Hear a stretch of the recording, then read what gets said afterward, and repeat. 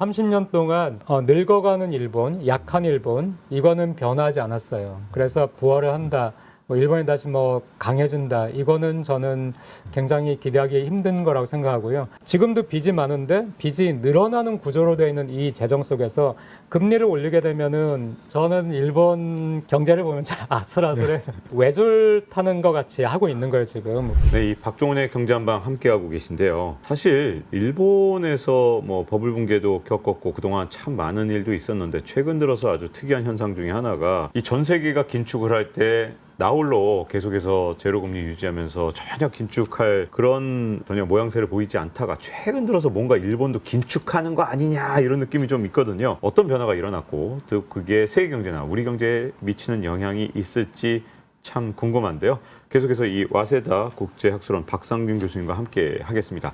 일본 하면 나홀로 초저금리 이런 말이 붙다 보니까 이게 이 초저금리를 웬만하면 포기하지 않을 것이다라는 그런 생각까지 좀 있었거든요. 그런데 최근에 좀 독특한 조치가 나왔고 네. 이게 초저금리 포기하는 거다 아니다라는 논쟁이 나올 만큼 미묘한 정책의 변화가 있었던 것 같은데요. 요거 어떻게 평가하십니까? 일본 시장에서는 정책 변화라고 보고 있습니다. 네. 그러니까, 일본이 한 게 도대체 우리나라에서는 잘 이해가 안 가는 경우가 많거든요. 네. 우리는 이제 기준금리만 결정하는데 네. 뭘 네. 이상하게 밴드로 왔다 갔다 하는 거. 이게 네. 도대체 네. 어떤 거고 네. 도대체 어떤 의미가 있나요? 일본에서 이제 일드 커브를 컨트롤한다고 해가지고 그 단기 금리하고 장기 금리를 같이 컨트롤해요. 하나만 기준을 두는 것이 아니라 한국 같으면 이제 기준금리가 있어가지고 이 기준금리를 3%에서 3.5%로 올린다 이렇게 하는데 일본에서는 단기 금리 같으면은 이제 기준금리가 있고요. 장기 금리 같으면은 지금까지는 0.25%가 상한이다 이런 정책을 가지고 있었거든요.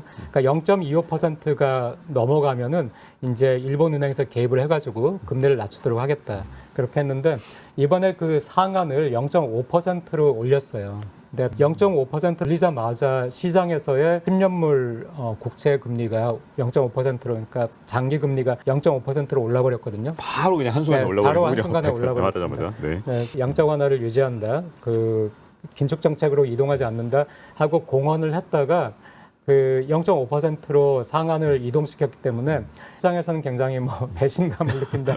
이런 시장 그 이제 펀드 매니저나 이런 분들 굉장히 많이 얘기를 하시고요. 0.5면은 다른 나라에 비해서 아직도 굉장히 낮은 거죠. 그러니까 일본의 구로다 총재는 다른 나라에 비해서 굉장히 낮은 금리니까 여전히 우리는 팽창적인 그 완화적인 정책을 하고 있다라고 주장을 하지만은 지금까지의 완화적인 정책보다는 이게 금리가 올랐기 때문에 그런 의미에서는 완화적인 정책의 이제 그 후퇴라고 할 수 있는데 그쪽으로 옮겨갔습니다.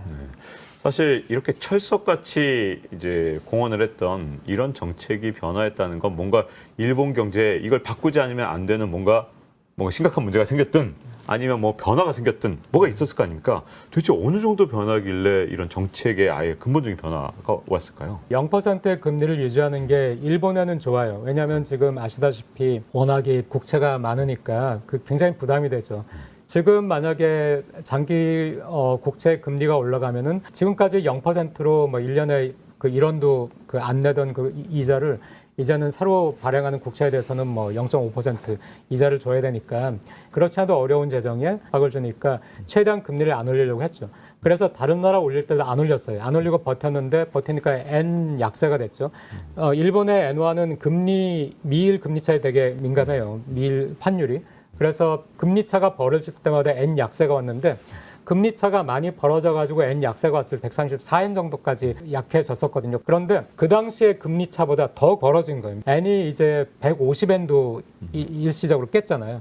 그때 일본은행이 개입을 해가지고 150엔을 한 148엔 정도로 돌려놨는데 일본은행이 순식간에 개입을 했을 때 한 145엔 정도까지 갔지만은 145엔으로 가니까 금방 또 그 투기꾼들이 몰려가지고 엔화를 팔고 달러를 사버린 거예요. 그래서 다시 엔화가 148엔 정도까지 또 약해졌거든요.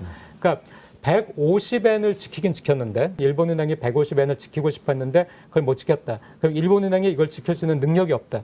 그러면은 과거에 파운드화의 위기나 이런 거에서 볼 수 있듯이 엔화나 엔화 자산을 가지지 않으려고 해요. 문제는 엔화 자산을 안 가지려고 하면은 일시적으로 시장에서 일본 국채를 안 사려고 할 거예요. 일본 국채는 100% 엔화로 돼 있으니까. 일본 국채 가격이 뚝 떨어질 텐데 그거는 또 일본 국채 금리가 확 올라간다는 얘기니까 상태가 되면 일본에는 굉장히 손해가 금리를 0%로 유지하기 위해서 했던 정책인데 반대로 엔화의 폭락에 의해서 이 시나리오가 된다면은 의도했던 거와 완전 정반대의 그 재앙이 오는 것이니까 일본이 지금 원자재 가격이 굉장히 많이 오르고 한 상태에서 그 일본은 에너지와 식량을 자급을 못하기 때문에 매년 굉장히 많이 수입을 해야 되는데 지금 그 가격이 다 올라서 굉장히 많은 돈을 지불하고 수입을 해와야 되는데 여기에다가 엔화가 약세되니까 엔으로는 더 많이 지불해야 되잖아요.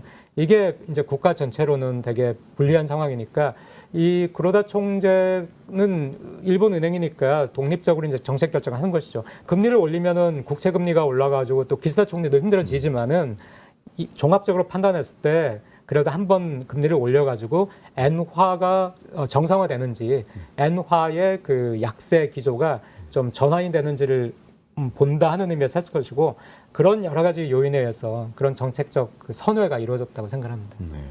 이 구로다 총재 같은 경우에 진짜 10년 장기 총재로 계신 분 아니에요? 근데 예. 이제 4월 정도에 이제 구로다 총재가 만약에 이제 물러나고 다른 분이 또 총재가 왔다. 아니 그러면 구로다 총재마저도 이렇게 바뀌었으니까 다른 사람이 오면 더 심하게 이게 바뀌는 거 아닙니까? 이게 정책 전환이 더 빠르게 일어날 것이다. 이런 견해도 있더라고요.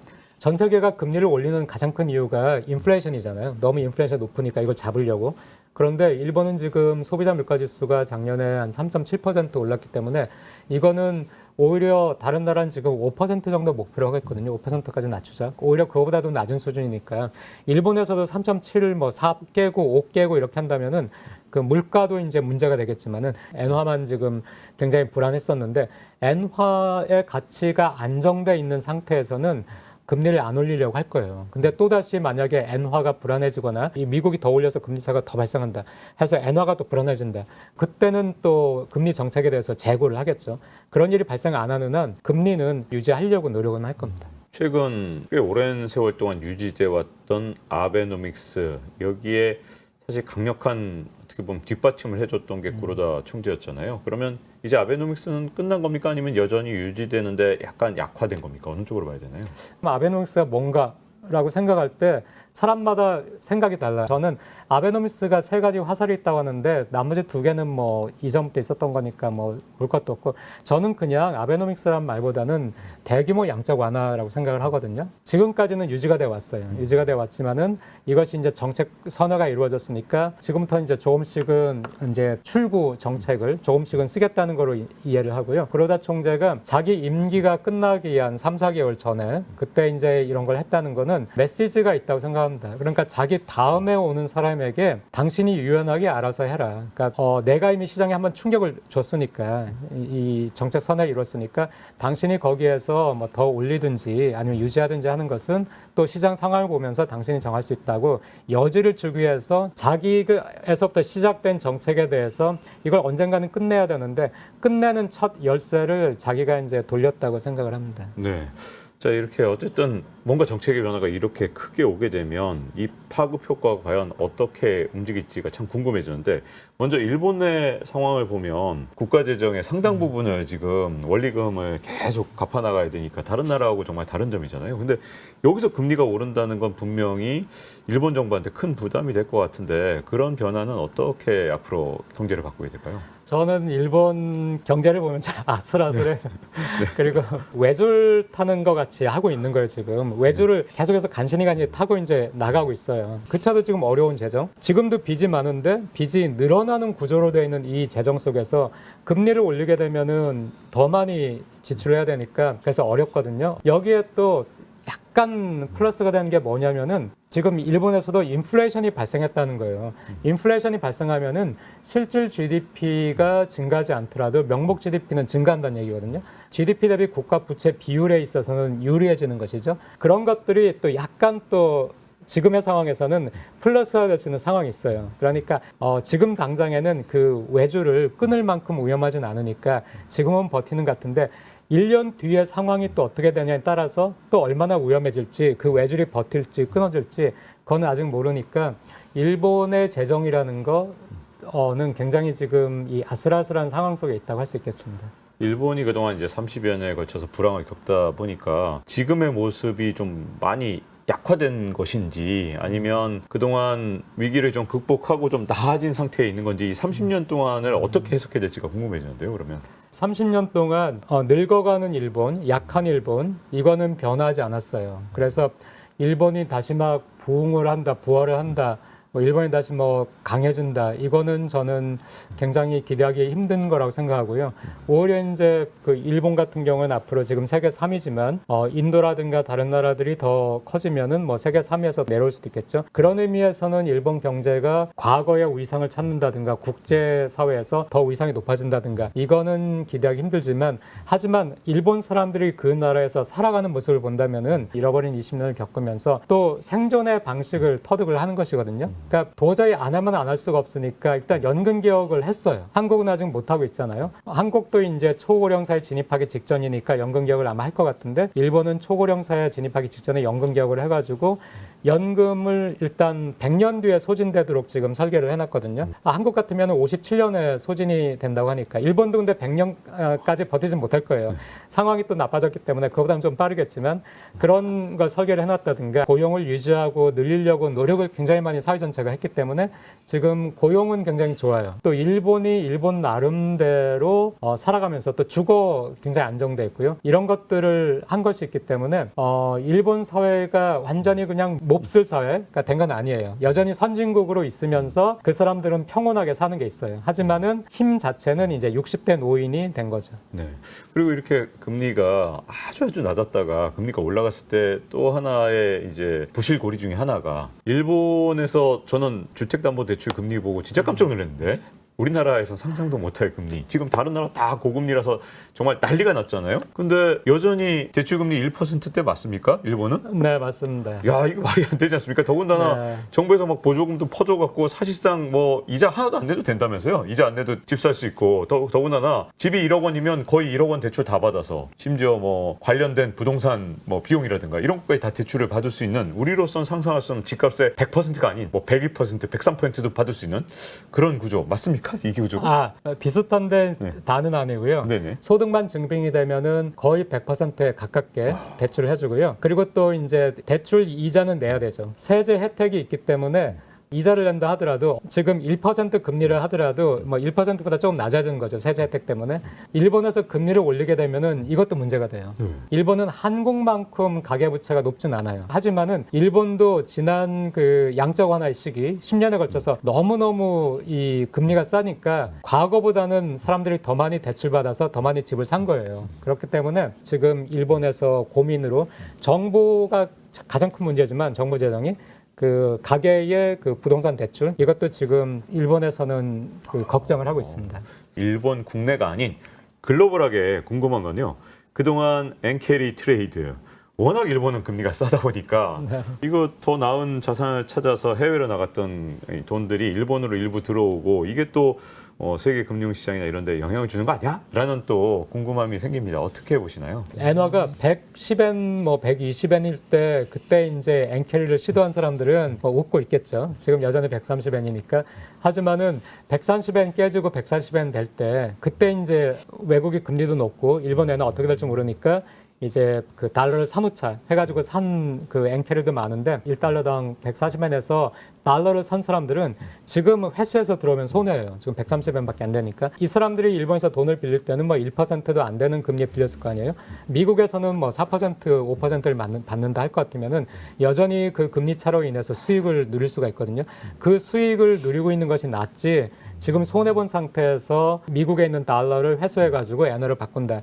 이거는 좋은 전략은 아니기 때문에 그렇게는 하지 않을 것이고요. 그러니까 지금 엔화가 일단 안정이 된 지금의 상태에서는 큰 영향은 없다고 봅니다. 그럼 일단은 단기적으로는 이제 큰 영향이 없을 것이다 이렇게 볼 수 있겠네요. 네. 그러면 이제 조금 더 이제 미래로 넓혀서 네. 일본이 지금 현재 외줄타기를 하고 있다고 말씀하셨잖아요.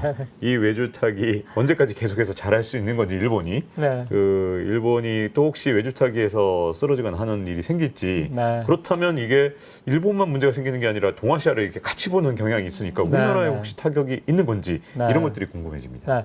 일본에서 외줄이 끊어지면 뭐 한국에도 일시적으로는 당연히 타격이 있을 수밖에 없어요. 한국은 계속해서 금리를 올려서 미국보다 금리가 낮긴 하지만 금리를 따라서 올렸거든요. 일본은 금리를 못 올렸기 때문에 격차가 굉장히 많이 확대가 됐죠. 근데도 불구하고 일본의 엔화가 약세가 될 때 한국의 원화도 굉장히 약세가 됐어요. 그래서 일본 엔화가 막 급격하게 약세가 됐는데도 불구하고 이 원화와 엔화의 그 환율을 보면은 과거에는 100엔이 760원 이렇게까지 그 엔화가 강했던 적도 있거든요. 그랬는데 이번에는 900원 이하로 떨어질 만큼 그렇게 그 원화가 엔화에 대해서 강하지가 않았잖아요. 같이 떨어진 거죠. 같이 약세가 된 것이거든요. 그러니까 엔화하고 원화의 그 동조 현상, 이게 엔고가 발생한 때는 보이지 않아요. 사실은 장기적으로 본다면 원화는 중국의 위안화와 같이 움직이는 경향이 있거든요. 위안화와 같이 움직이는데 하지만은 엔의 약세가 굉장히 그 강력하게 발생하면은 한국 기업들이 타격을 받을 수밖에 없어요. 왜냐하면 일본 기업하고 수출 품목이 굉장히 많이 겹치는데 그 거기에서 그 엔화가 약세가 되면은 일본의 상품들은 가격을 낮출 수 있는 여지가 생기거든요. 그러니까 한국에서도 이제 가격을 낮출야만 되니까 원화도 거기에 따라서 매력이 없어지면서 약하게 되는 거예요. 그러니까 만약에 일본에서 갑자기 뭐 재정 파탄이 발생한다든가 어떤 뭐 소문이 들어가지고 또다시 엔이 폭락을 하는데 150엔까지 뭐 폭락을 한다. 그러면은 지금 그 원화도 엔이 150엔까지 폭락할 때 원도 따라서 폭락을 했거든요. 1500까지는 아니지만 1400 깨지면서 그러니까 그런 일이 다시 발생할 것이고 거기서 더 나가가지고 일본의 국채를 아예 시장에서 사질 않으려고 한다. 그래서 국채까지도 위험해진다는 게 되면은 일단 일본의 자산이 위험해진다는 것이 아시아 자산이 위험할 수 있다는 심리적인 그 경계감을 불러일으켰기 때문에 당분간 아시아 자산을 사지 않으려고 할 거예요. 그러니까 그 경우에는 충격이 오겠지만 충격이 온 다음에 그 다음에는 이제 사태를 파악하겠죠. 하면서 한국은 그렇게 위험하지 않아라든가 한국의 회사처는 그렇게 위험하지 않아 하면은 그때는 이제 한국 거는 또 사면서 한국의 원화는 회복이 될 수는 있어요. 그러니까 단기적으로는 충격이 크게 올 것이라고 생각을 하고요. 하지만은 그 외줄이 끊어진다는 거는 굉장히 가능한 일이고 위험한 일이지만은 확률적으로는 낮다고는 생각하죠. 네, 일본의 최근의 이 금융 통화 정책의 변화를 살펴보고 그 변화가 앞으로 세계 경제, 한국 경제에 어떤 영향을 미칠지까지 알아봤습니다.